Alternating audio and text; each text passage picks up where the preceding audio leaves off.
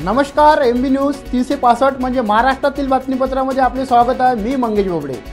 बघूया आजची विशेष बातमी। बातमी बघण्यापूर्वी आमच्या चॅनलला लाईक आणि सबस्क्राइब करायला विसरू नका।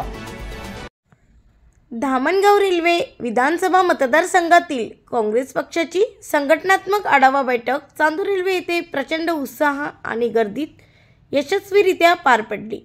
काँग्रेसचे प्रदेशाध्यक्ष हर्षवर्धन सपकाळ यांच्या प्रमुख उपस्थितीमुळे ही बैठक विशेषत्वाने ऐतिहासिक ठरली। चांदूर रेल्वे शहरातील सर्व प्रभागातून आलेल्या कार्यकर्त्यांनी मोठ्या संख्येने सहभाग नोंदवून काँग्रेसची संघटन शक्ती आणि एकजूट ठामपणे दाखवून दिली।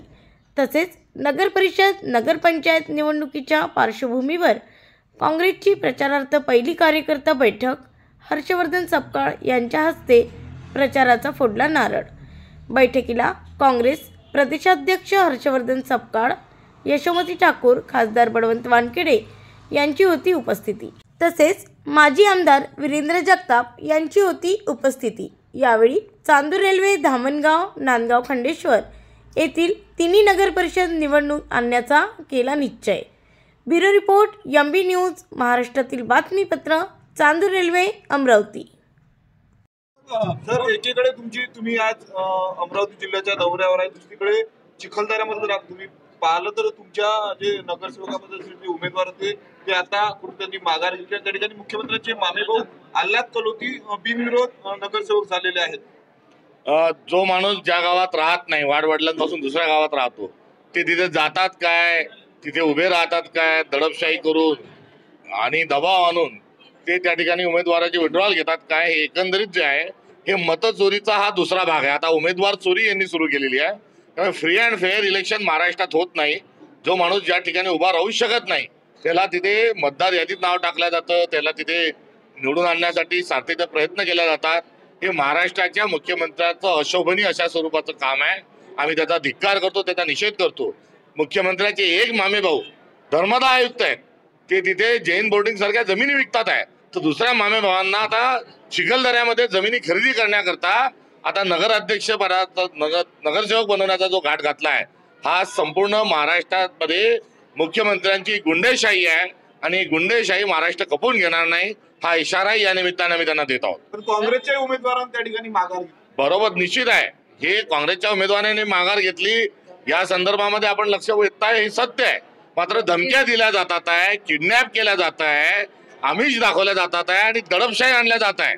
आज काँग्रेसचा असेल, उद्या सामान्य माणसाच्या घरामध्ये शिरण्याकरता हे मागे पुढे पाहणार नाही। त्यामुळे लोकशाहीची थट्टा ही यांनी लावलेली आहे आणि मुख्यमंत्री महाराष्ट्रात हुकुमशाही आणून पाहत आहेत। यामध्ये आर्थिक देवाणघेवाण झाली असं तुम्हाला वाटतं का? आर्थिक देवाणघेवाणी असेल, दमदाटी असेल, कुठेतरी जीवे मारण्याच्या धमक्याही त्या ठिकाणी दिल्या असतील।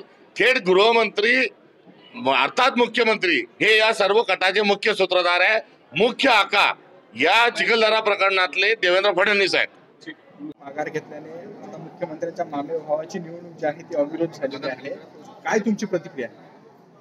मला असं वाटतं की देवेंद्र फडणवीस हे दमदाटी करतायत, गुंडागिरी करतायत, होम मिनिस्टर आणि मुख्यमंत्री असण्याचा दुरुपयोग करतायत। त्या लोकांना धमक्या दिल्या, 7 की 8 फॉर्म्स होते, ते सगळ्या लोकांना पैसे दिले आणि धमक्या दिल्या आणि त्यांना विड्रॉल करायला लावले। यांचं पूर्ण लक्ष तिथल्या जमिनीवर आहे आणि ते लोक तिथे पूर्णपणे दुरुपयोग करून स्वतःचा जो काही आघात करायचा तो आघात करतायत। मुख्यमंत्री देवेंद्र फडणवीस या महाराष्ट्राच्या इतिहासामध्ये सर्वात क्रूर मुख्यमंत्री म्हणून ओळखले जातील। ज्या हिशोबाने ते संविधानाचं तोडफोड करतायत ते अशोभनीय आहे। त्यांच्या प्रतिमेला बिलकुल ते शोभत नाही। संविधानाला त्या ठिकाणी तोडफोड करणं हे बिलकुल आम्हाला कोणालाच आवडत नाही आणि फेअर इलेक्शन आपण म्हणतो आणि दमदाटी करतो याचं जिवंत उदाहरण आता तुम्हाला चिखलदऱ्यामध्ये दिसतं। त्यांना भीती होती का त्यांचा बंधू कदाचित त्या ठिकाणी निवडून असता?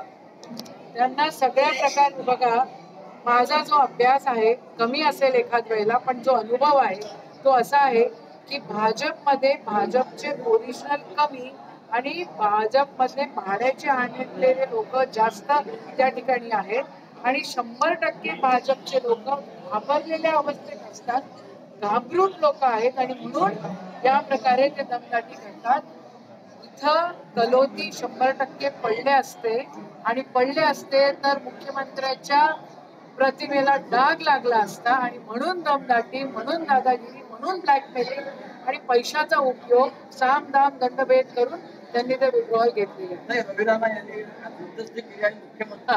भाजप बघा अशी गंमत आहे की भाजप रवी राणाच्या आणि नवनीत राणाच्या खुट्याला त्यांनी बांधून ठेवलेली आहे.